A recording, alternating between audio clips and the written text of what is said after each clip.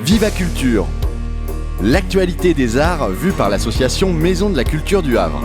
Présentée par Isabelle. Viva Culture, l'émission de la culture dans toutes ses découvertes. Bonjour à toutes, bonjour à tous et bienvenue dans Viva Culture. Merci de votre fidélité. Aujourd'hui, je m'entretiens avec Marie Riel et Amandine Le Sur qui nous présentent une association théâtrale, la compagnie La Servante. Ensuite, nous avons le plaisir d'accueillir les étudiants de Sonia Anton, qui est maître de conférence à l'Université du Havre-Normandie en littérature contemporaine.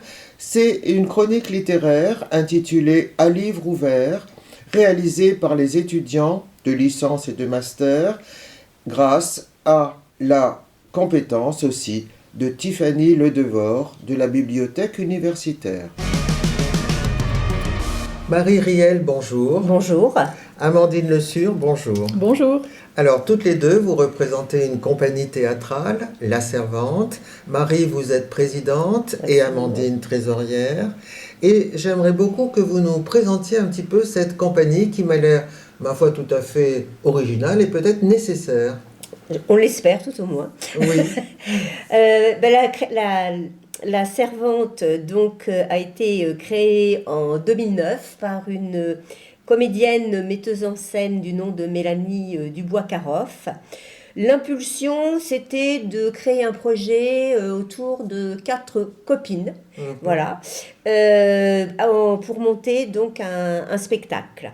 Cette chose ayant été réalisée et Mélanie ayant pris éminemment goût à son métier de metteuse en scène, a vite décidé de créer des premiers ateliers, donc ouverts à tout public, sans prérequis. Donc on a vu arriver un atelier adulte et un atelier enfant. Une année déterminante pour La Servante, c'est à peu près 2014, où là on s'est reconnu comme étant un acteur intéressant de la vie culturelle. Et par voie de conséquence, on s'est donné les moyens de rayonner un petit peu plus. Et vous avez acquis un local. Donc, acquis, pas vraiment, oui. Mais au moins, donc, chose importante, effectivement, la ville du Havre a eu la gentillesse de nous ouvrir les portes de l'école Renaissance. Donc, nous y avons maintenant un local aménagé pour vivre notre activité. Dans le quartier Sanvic. Dans le quartier Sanvic, absolument. À partir de là, alors qu'on avait créé cette identité, on a voulu aussi s'entourer de professionnels pour animer nos ateliers. Donc, on a embauché d'abord 2 salariés. Il faut dire qu'à l'heure d'aujourd'hui, on a 5 salariés. Oui. Donc, pour croiser les savoir-faire et donner des opportunités de jeu au plus grand nombre. Et puis, moi, j'ai structuré donc l'association autour de valeurs fondatrices d'engagement, de bienveillance, de partage. Ce sont des clauses, en fait, pour moi, absolument rédhibitoires. Donc, c'est vraiment le cœur de ce que je souhaite faire. Oui, il faut dire quand même que vous avez créé des ateliers, des stages, des spectacles dont on parlera tout à l'heure. Oui. Mais effectivement, avec l'argent que vous récoltez, vous pouvez aider des associations caritatives. Absolument. Donc, oui. En fait, on s'est fait agréer aussi par le département de façon à avoir une petite aide pour les enfants qui donnent des cours, qui prennent des cours de théâtre. Et puis, on s'est rapidement impliqué dans le milieu caritatif en faisant au minimum 1 ou 2 actions chaque année, que ce soit pour le Secours populaire, pour Octobre Rose. On travaille aussi sur la journée de la femme. On a fait plusieurs fois le Téléthon. On a fait aussi des interventions en milieu scolaire, toujours dans cette idée d'ouvrir l'activité théâtre au plus grand nombre, avec le Pass Culture Pro. Donc on a monté des projets pour des lycéens en bac pro. Voilà. Et Ah, mais là, ce sont des cours réguliers. alors là, Oui. c'est un projet ponctuel. Ah, c'est ponctuel. Avec le Hmm. Pass Culture, c'est un projet ponctuel. D'accord. Et puis on participe, on a envie de s'engager de plus en plus donc, dans la vie locale. Mhm. Et à ce titre, on participe aussi au Forum des associations, donc Oui. tous les ans, qui est un bon moment de convivialité. Voilà. Mhm. Mhm. Alors, vous allez m'expliquer quand même le choix du nom, La Servante. Alors, le choix du nom qu'il faut donc attribuer à nouveau à Mélanie Dubois-Caroff, c'est cette petite lumière qui va rester dans le théâtre et qui est le dernier point lumineux. Et donc, on s'est bien identifié à cette idée de lumière et de rayonnement. Et donc, on a conservé avec beaucoup de plaisir donc, le nom de la servante. Ah oui, c'est une jolie métaphore. Voilà. Oui, Mm. bien sûr. Amandine, vous allez peut-être nous parler des ateliers, Oui, des stages tout à fait. Voilà. et des spectacles. Donc aujourd'hui, on a des ateliers adultes, ados et enfants. Donc on a cette année 3 ateliers adultes, donc qui ont lieu dans les locaux de l'école Renaissance, dont on a parlé tout à l'heure. Donc on a 3 ateliers, un le mardi de 18h à 20h et un deuxième le mardi de 20h à 22h et le vendredi de 10h à midi, ce qui permet à des personnes ayant des agendas variés de pouvoir Tout à fait. participer à des ateliers qui leur conviennent. Et puis nous avons avec la ville d'Octeville des ateliers pour les enfants. Donc on a cette année 4 ateliers pour les enfants qui se font en périscolaire, donc à la fin de la journée scolaire. Donc pour les maternelles, le mardi, le lundi et le jeudi pour l'élémentaire. Donc il y a 3 groupes pour l'élémentaire. Pour les petits. C'est ça. Et on Oui. a même ouvert un atelier ado qui n'existait pas initialement et qui est né du souhait des enfants d'élémentaire de poursuivre la pratique théâtrale quand ils sont entrés au collège. Et donc on a souhaité leur donner la possibilité de continuer à pratiquer ensemble avec le groupe qu'ils avaient formé. Et donc on a ouvert cet atelier ado. Et donc on a aujourd'hui encore un atelier ado à Hauteville. Et oui, c'est à Octeville, ça. C'est Oui. ça. Ah oui, oui, oui. Donc ça, ce sont nos ateliers, donc tous les ans, qui donnent lieu à la fin de l'année à un spectacle. Il y a toujours production d'un spectacle à l'issue de l'année d'ateliers, de pratiques.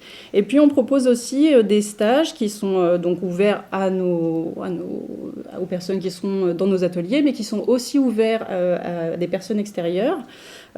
Et donc, par exemple, on a eu des stages de danse, des stages de pratique théâtrale avec une orientation un petit peu différente de celle qu'on peut faire dans nos ateliers quotidiens. Et puis, voilà, on est à l'étude de nouveaux ateliers, comme par exemple des ateliers de chant, de relaxation. L'idée étant toujours de s'ouvrir à d'autres pratiques qui vont bénéficier à la pratique théâtrale. Oui. Donc c'est vraiment l'idée. Oui. Et la pratique théâtrale profitant aussi à l'épanouissement, j'imagine, des personnes. Absolument. Absolument. Oui. Oui, oui.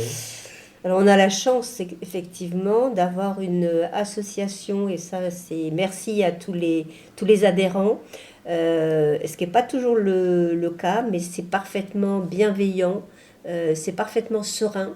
Moi j'apprécie en tant que présidente d'avoir cet entourage, et on se nourrit mutuellement, on partage les projets, il n'y a pas d'ego dans les groupes.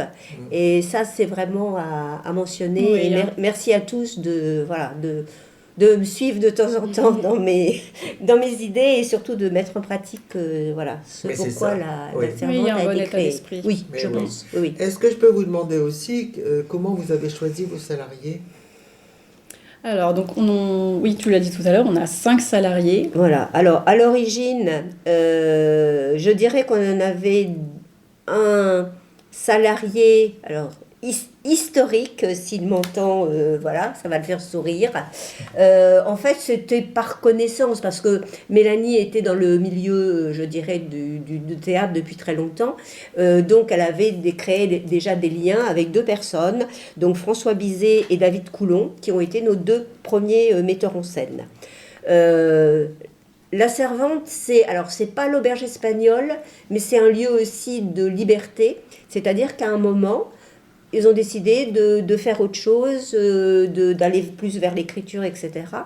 Et donc, c'est même bénéfique à la Servante, parce qu'ils peuvent revenir à un moment, ils seront d'autant plus nourris, parce qu'ils auront fait d'autres choses.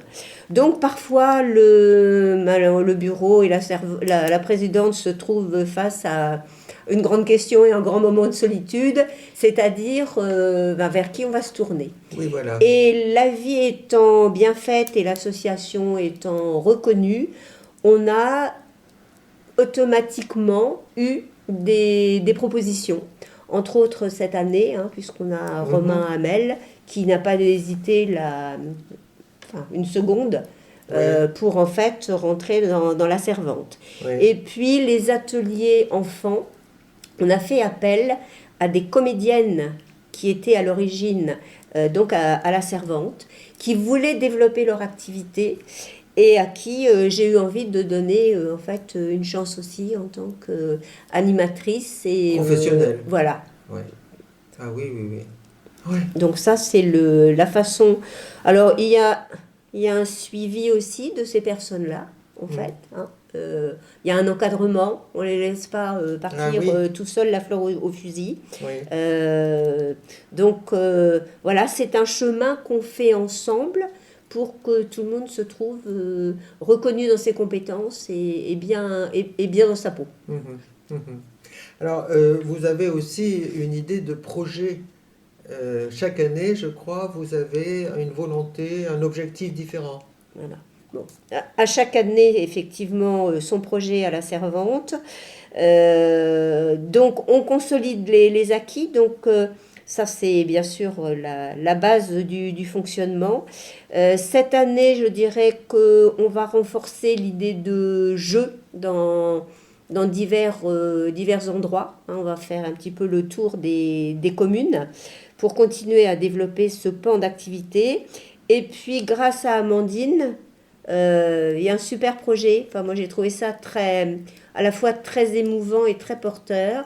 Donc, il y a un super projet. Donc, Amandine va nous parler maintenant. Oui, c'est ça. Et donc, cette année, effectivement, par un heureux concours de circonstances, on a eu l'opportunité de présenter une de nos pièces qui tourne maintenant depuis plusieurs années, qui s'appelle pendant ce temps Simone Veil, que nous proposons depuis cette année en audiodescription à destination des publics malvoyants et non-voyants. Donc, le projet a été, comme je l'ai dit, arrivé un peu par hasard, mais avec grand plaisir, nous allons le poursuivre les années suivantes. Donc, l'année prochaine, nous allons rejouer ce spectacle en audiodescription également. Mais vous avez suivi une formation ? J'ai suivi une formation, exactement, et donc l'audiodescription de ce spectacle faisait partie intégrante de la formation et permettait de valider mes acquis de formation. Et donc a été présentée sur un spectacle, une représentation que nous avons faite en février près de Rouen. Et donc nous avons eu un public malvoyant, 2 personnes qui sont venues assister au spectacle avec leurs chiens, bien sûr, puisque les chiens sont évidemment bienvenus à la représentation, qui ont semblé apprécier aussi le spectacle. Ils sont en général très sages. Ils sont très sages, puisqu'ils sont bien éduqués. Oui. Et on a eu un très bon accueil du public malvoyant qui est venu voir le spectacle et qui nous a d'ailleurs souligné que c'était exceptionnel d'avoir une représentation de théâtre amateur proposée en audiodescription. Oui. Puisqu'il faut savoir que l'écriture d'audiodescription demande beaucoup de temps, c'est un travail long, fastidieux, et par conséquent qui a un coût. Et donc aujourd'hui, il est proposé essentiellement dans des scènes nationales, des centres dramatiques nationaux qui ont des financements pour cela. Et évidemment, pour du théâtre amateur, ce n'est pas du tout compatible avec les budgets qui sont à disposition de ces troupes. Et donc, ces personnes étaient vraiment ravies de pouvoir voir une production d'une troupe amateur proposée en audiodescription. Et c'est en plus un spectacle qui parle de féminisme, qui parle à beaucoup de monde, qui plaît beaucoup, qui résonne chez beaucoup de personnes. Et c'était d'autant plus important pour nous. Et on a été ravis de pouvoir le proposer à un public le plus large possible. Ça me me donne l'idée que peut-être vous réalisez aussi des enregistrements audio ou des captations de vos Alors, spectacles. effectivement, du coup, pour préparer cette audiodescription, j'ai donc fait une captation de notre spectacle, mais c'est effectivement des choses qu'on est amené à faire sur nos spectacles qui tournent. Et donc, j'ai travaillé à partir de cette captation pour faire l'écriture d'audiodescription. Et le soir de la représentation, c'est une prestation en direct. Donc, je dis en direct les descriptions à destination des personnes malvoyantes et non-voyantes qui les entendent dans un casque. Donc, c'est pas toute la salle qui profite de mes commentaires, c'est seulement les personnes qui en ont besoin. Mais c'est une prestation en direct, c'est pas enregistré. Oui, c'est ça. Dans quelle salle jouez-vous? Parce que j'imagine qu'il n'y a pas de salle de spectacle à l'école Renaissance, si? Non. Non. Non, non. Donc, l'habitude est de jouer, de présenter nos pièces, nos créations, donc au Poulailler. Donc, tu pourras redonner toutes les dates peut-être tout à l'heure. Mais oui. Parallèlement à ça, on est superbement bien accueillis sur la commune donc d'Octeville, avec l'opportunité de jouer. Alors c'est une salle multi-activités qu'on customise, qu'on met un petit peu au goût du jour. Et puis on a un accueil aussi extraordinaire par la commune donc d'Angerville-Lorcher. Et tous les ans donc on peut présenter des spectacles. Oui, c'est ça. Ce que l'on fait également, donc là, l'audiodescription, la première fois, c'est fait sur la commune de Saint-Léger-du-Bourdonny, près de Rouen, où nous avons été accueillis avec beaucoup de gentillesse par l'association Continent Comédien. Il faut saluer leur accueil. D'autre part, on participe à des festivals. Donc, on a joué sur Bolbec, par exemple, dans le cadre du festival de Bolbec, qui était au mois d'avril en général. Oui. On a travaillé également sur La Forge. Donc, spectacle déjà fait Simone Veil l'année dernière. Et puis là, tu vas pouvoir reparler aussi du prochain festival. On est programmé aussi sur la saison du THV. Donc voilà, en jouant au petit théâtre, mais là aussi je te laisserai donner les dates. Donc on essaie maintenant d'élargir et en général les accueils. On espère bien jouer aussi aux Normandies. Enfin, ça, c'est mon prochain dada. Oui, Parce que oui. moi, je fonctionne comme ça par idée fixe. Oui. Participer au renouveau du Normandie. Oui. Une petite chose aussi peut-être à dire, c'est que le répertoire de la servante, c'est plutôt un répertoire contemporain. Tu as parlé donc des engagements, etc., avec un ancrage social fort. Donc on a travaillé par exemple sur le harcèlement au travail, Simone Veil, la condition féminine, sur aussi la joie de vivre. Enfin, votre prochain spectacle, c'est aussi la joie de vivre. Nous, des humains, c'est sur la difficulté du monde actuel. Donc on a un théâtre qui peut amuser, faire sourire, questionner et justement faire réfléchir également. Voilà. Est-ce que vous participez au festival de théâtre amateur national? L'ex-estuaire, Oui. Non. Non. On a fait le choix. Nos comédiens ont des vies aussi. Des enfants, c'est vrai que des projets, des ça vacances, peut, etc. oui. Donc il y a vraiment un équilibre à rechercher entre les envies qu'on aurait de jouer et la disponibilité des gens. Oui. Donc on est obligé de faire une sélection, mais je pense qu'on joue déjà pas mal dans l'année. Oui, voilà. Oui. Et vous avez un public fidèle. Et pas seulement les parents des enfants ou des adultes investis dans les ateliers. Non, parce que par exemple à la Forge l'année dernière, on a eu 200 personnes pour Simone Veil. Des nouvelles personnes. Rouen, c'était un public complètement différent. Donc, voilà. Les sujets peut-être aussi attirent. Les sujets attirent. Je crois qu'on a aussi une bonne capacité de communication parce qu'on a un très bon fichier qui a été constitué. Oui. On se fait connaître auprès de pas mal de médias, Oui. articles dans les journaux. Voilà, Oui. on n'est pas trop timide à ce Oui. niveau-là. Hein, Oui, je c'est pense. une bonne idée. Voilà, Oui. oui. Bien sûr, bien sûr. Oui. Alors, quels sont vos prochains spectacles? Vous avez quelques dates. On a pas mal de dates. Alors, on va dire à nos auditeurs de prendre leurs agendas. C'est ça, prenez à vos agendas. Donc je vais commencer par les spectacles qui vont venir prochainement, qui seront donc les spectacles de fin d'année de nos ateliers. Donc on va avoir au Poulailler, au Havre, donc le théâtre Le Poulailler, les 26 et 27 juin. Nous allons avoir 2 spectacles chaque soirée. Donc La plus belle équation du monde, mise en scène par Romain Hamel, et Molière's Girl, mise en scène par Clotilde Sanson. Ensuite, nous aurons toujours au Poulailler les 3 et 4 juillet, la pièce Des Humains, mise en scène et écrite par Céline Mauduit.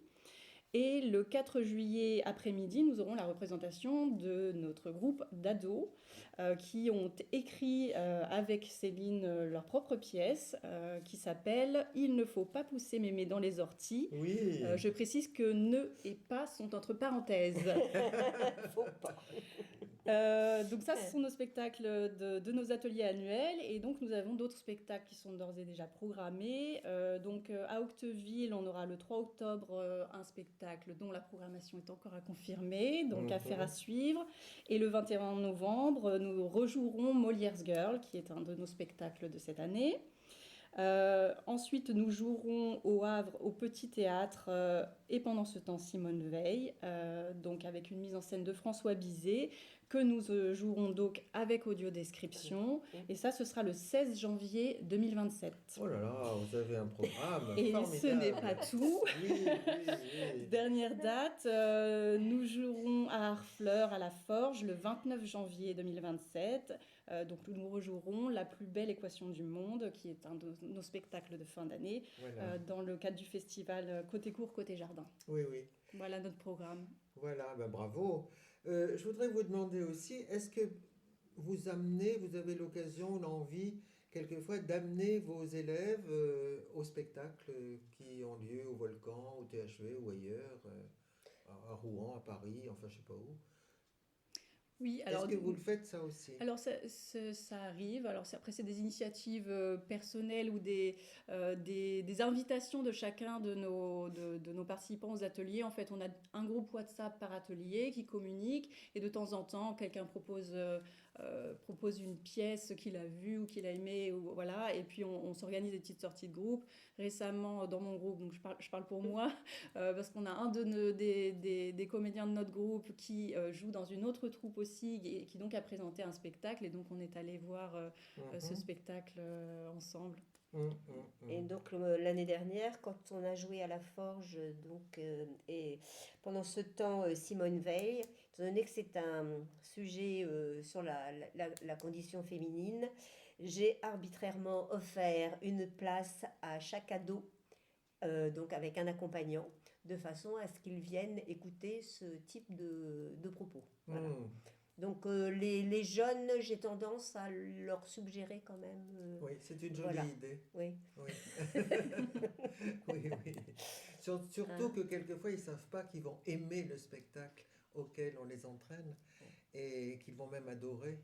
Alors, parfois, je ne suis pas sûre qu'on les retrouve étant adultes à fréquenter eux-mêmes le théâtre ou la salle de spectacle. Je ne sais pas, vous avez des retours?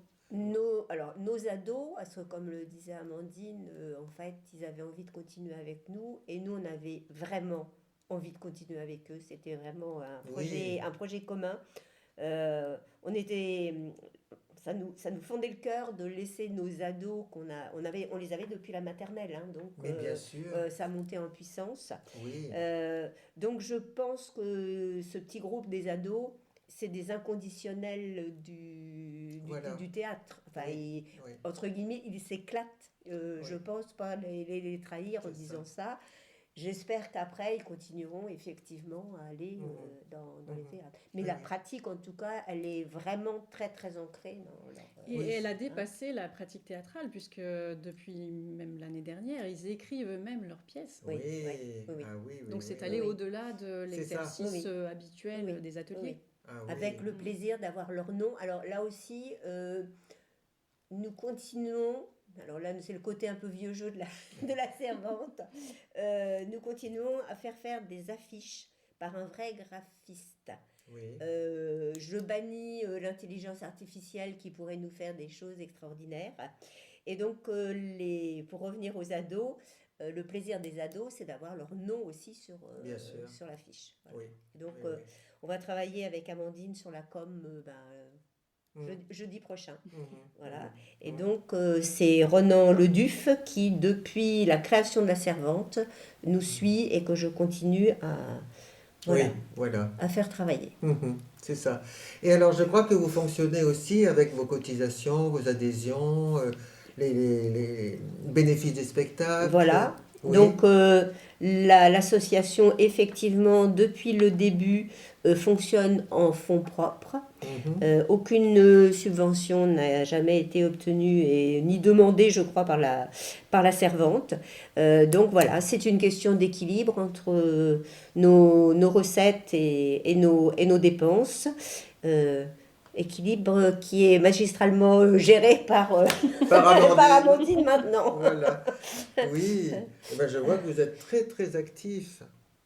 Oui, je pense, c'est qu'on en a encore sous le pied, si je peux me permettre de le dire. Exactement. Voilà. Oui. Je crois que c'est l'envie, c'est l'enthousiasme, c'est le fait aussi de découvrir que dans un monde qui, soi-disant, qui ne va pas bien, c'est bien aussi de porter un peu d'optimisme. Moi, je reviens aux ados. J'aime bien leur montrer que la servante, c'est pas de la parole, c'est de l'engagement, c'est de l'action. C'est de l'action, etc. Et plus on vit dans ce milieu avec cet état d'esprit, plus on rencontre des gens bien. Enfin, je veux dire que là, on a eu la chance à Rouen de voir arriver l'autrice de notre pièce, donc une comédienne qui fait des spectacles à Paris, qui s'appelle Trinidad, et qui est venue nous voir, et ça a été un grand moment de bonheur. Donc voilà, on voit qu'il y a énormément de gens bien, et je trouve que ça contrebalance favorablement un petit peu tout ce qu'on peut entendre dire sur la société, et ça, j'y suis éminemment attachée. C'est tout à fait réconfortant. Écoutez, merci Amandine et Marie, merci pour ce témoignage.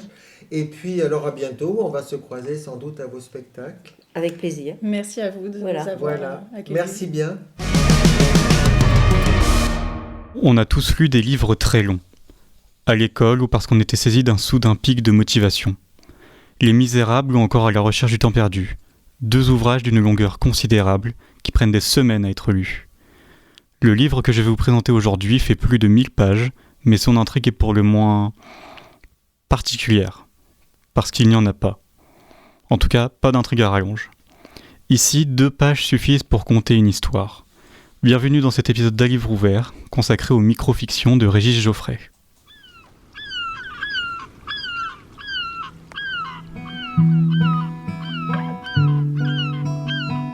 À livre ouvert.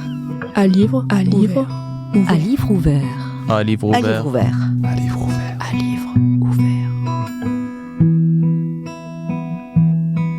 Une émission littéraire des étudiants de lettres de l'Université du Havre.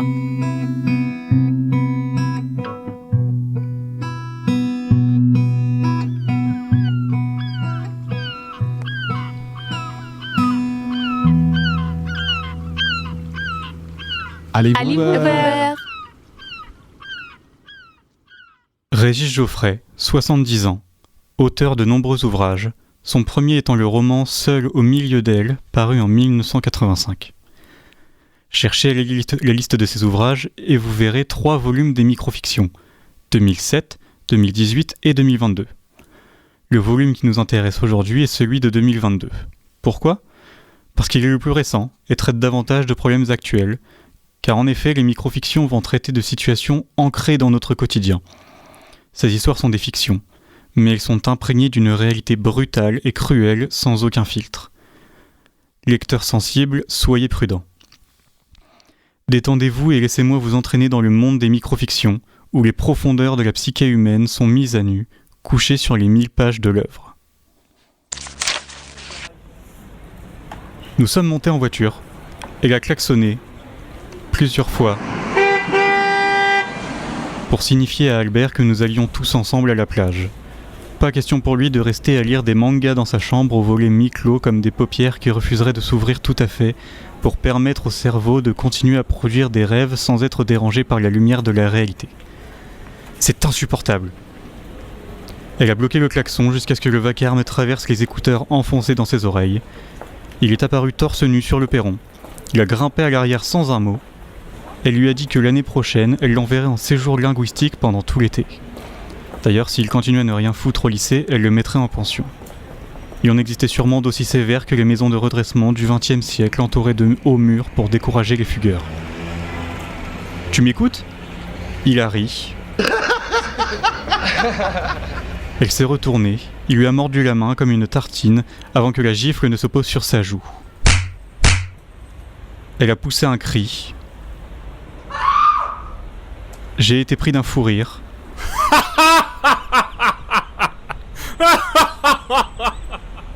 J'en avais les larmes aux yeux. Elle brouillait ma vue. J'ai dû m'arrêter sur le bas-côté. Elle a ouvert la portière. Elle est partie droit devant elle à travers les dunes. Albert lui a couru après. Quand il a été à sa portée, elle l'a poursuivi à coups de pied aux fesses. Il est revenu. Je ne riais plus et me demandais si je devais pas la courser moi aussi pour faire amende honorable. Elle est cinglée cette bonne femme. On ne parle pas comme ça de sa mère. Des paroles machinales dont Albert s'est mouché bruyamment dans le Kleenex fatigué qu'il a sorti de sa poche. J'ai fait demi-tour au rond-point suivant. De retour à la villa, je lui ai dit que pour sanctionner sa conduite, je le privais de toute sortie jusqu'à nouvel ordre. Il a pris son scooter et il a filé.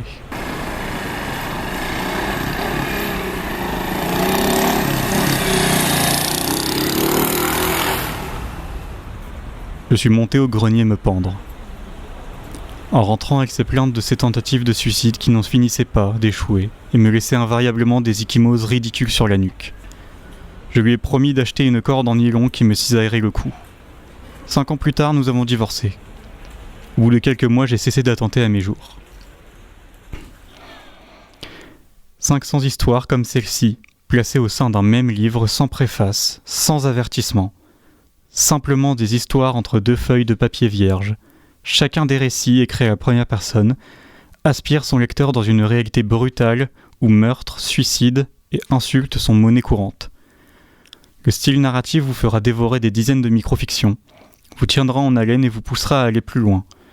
Si vous souhaitez une bonne lecture pour adultes sur plusieurs semaines et que vous n'avez pas peur de la réalité, ce livre est fait pour vous. Je vous souhaite une bonne lecture. Vous venez d'entendre Viva Culture, une émission proposée par l'association Maison de la Culture du Havre, présentée par Isabelle Royer, réalisée grâce à Margot Poutavi. À notre agenda culturel, notez la réunion de notre bistrot culture le 4 mai à 17h30 au bar de l'hôtel Vent d'Ouest qui se révèle très accueillant. Au dernier bistrot culture, en date du 7 avril 2026, nous étions également réunis une petite dizaine au bar du Vent d'Ouest et nous avons échangé avec plaisir sur nos découvertes artistiques, des concerts, des films, du théâtre et des expositions ici ou ailleurs. Je vous invite, si vous êtes adhérent, et peut-être vous pourrez à l'occasion adhérer, je vous invite à nous rejoindre et à faire ce partage qui se révèle excellent pour la motivation, la curiosité, l'envie de découvrir et aussi l'approfondissement de nos ressentis et de nos expériences. Je vous souhaite une bonne semaine, à bientôt, à dimanche prochain en tout cas, au revoir.